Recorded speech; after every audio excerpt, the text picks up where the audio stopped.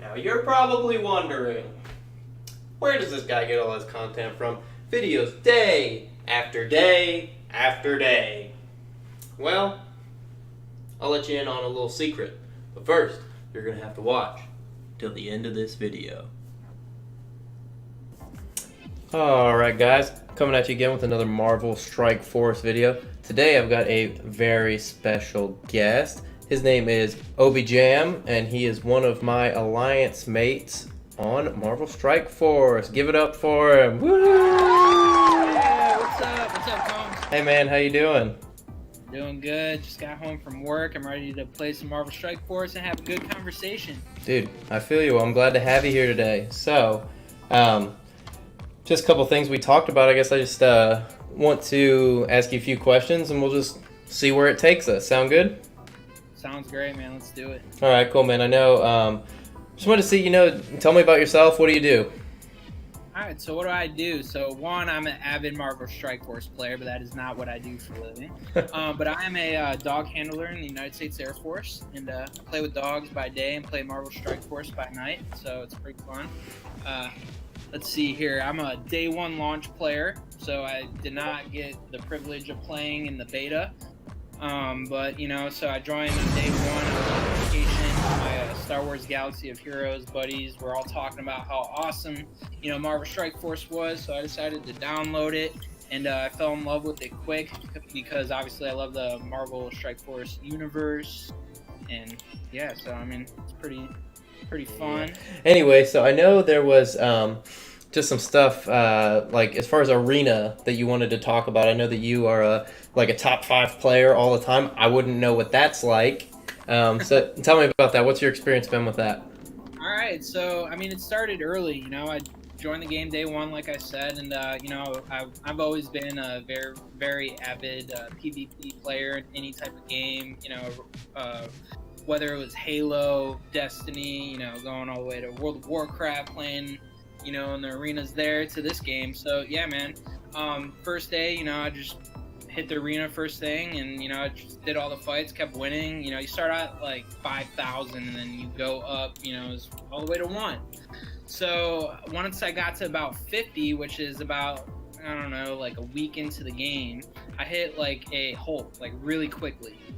And I think the reason why is because the players were like so much stronger than me. So I reached out to my guild and I asked them, I'm like, is this normal? And one of my buddies, he was like, tell me some of the names of the people on your shard. And I just started naming them off. And yeah, I was in a beta shard. Oh. So that was very unfortunate. I actually sent a message to Marvel Strike Force, the support page, and I was basically like, this isn't fair. How am I supposed to compete with someone that has 140,000 strike team power when I got a 40,000 strike team power team? Yeah. So they hit me back and basically said, yeah, we'll move you. So they did. Wow. At that point, I was probably top of tier. I dropped a little bit of money. I got to say that quietly, but so I worked my way all the way back up, and I haven't looked back since. It's been awesome. All right, so I wanted to get your thoughts on the new Deadpool raids and everything about it. Let's start off. What do you think about having the specific nodes? For example, we have the Guardians and Ravagers one. That one I personally think is pretty cool because it's okay, that's a cool faction. I want to have those people. But then we have other ones like the global villains who has Crossbones and Winter Soldier, and that's pretty much it from what I could tell. So what do you think about that?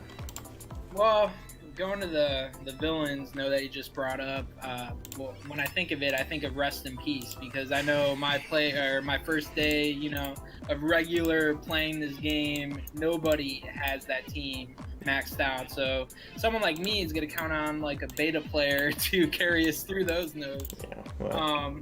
But as far as if you're looking at the map, the left side is the hero nodes. Yeah.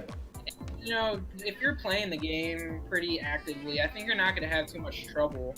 Today I went up the left side and I cruised through it. It's really about RNG. If you're good players, stay healthy. and hopefully your teammates and your guild mates can have your back going down the lane all the way to the finish line. We're not there yet, but we'll see how it goes. But I'm optimistic. But the rewards is a different story. Yeah, dude, you're telling me. I'm actually playing the final node on the left side of Strike Team 3 for our alliance right now. So, interested to see how it goes. I didn't realize until just now that it's only global characters. Like, it's heroes and villains, but it's only global characters. So that's interesting. I didn't know that. Yeah. Yeah, you're really gonna need support from some of your, or I guess our guild mates, you know, going through that to get to the end. Yeah. Which I kind of like. I like that the whole guild can help each other out because it's gonna build, you know, chemistry between everyone, and hopefully once the Alliance Wars open, whenever that is, we'll be ready to go because we know how we play off each other and stuff. Yeah, you know, TBD, of course. So what stinks is that you need like 100% participation. I don't love that because there's always going to be like that one person who, you know, they may just be busy, you know, like that's life happens. Exactly. And so it's like, I just feel like maybe it should be like 90% participation or something like that. I don't know, but it leads to fatigue, man. Like it's a game. It's not supposed to be another job. Yeah. You know, if it's another job, I would expect a paycheck from Fox Next, but I don't get to just give it to them. Yeah. So. Not to be charged, but all right. Anyway, so I'm already finished with that node. That was actually very easy. So I may have misspoke in my last video about them like upping the difficulty because other than maybe like again like the global villains, like other than that maybe they're not that bad after all because that was not hard at all. Yeah, that was easy. The difficulty, you know, it doesn't seem too rough. It's really the rewards though. Yeah. I mean, I think that's what the first time they brought the raid out, we got like a few shards to open for Deadpool every time. Yeah. You know, or we got a few orbs to open for him every time, and then we get cut. I think it's 12 or 11%, all the way till now. Yeah. Like it's kind of hard to stay motivated once you experience the gold and then you get put straight to poverty. Like it's not good.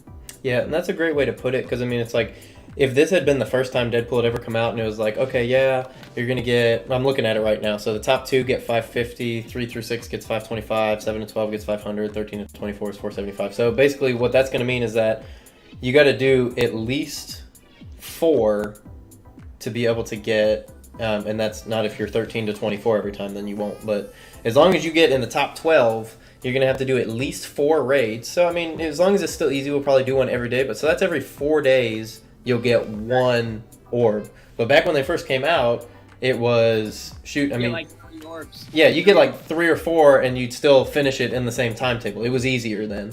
So it's like, man, you're getting like 3 or 4, now you're walking it back to 1 every like 4 days. Like, so you have to do this raid 4 times. Same thing, but a little bit harder. 4 times. To be able to get 1.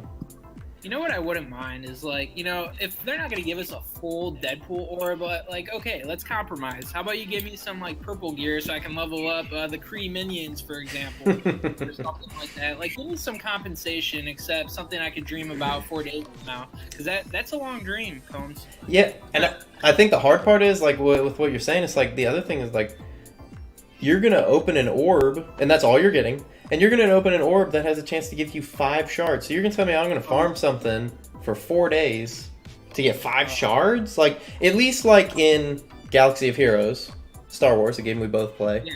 At least with that, like, you do a raid, and it takes a while, and it's really hard.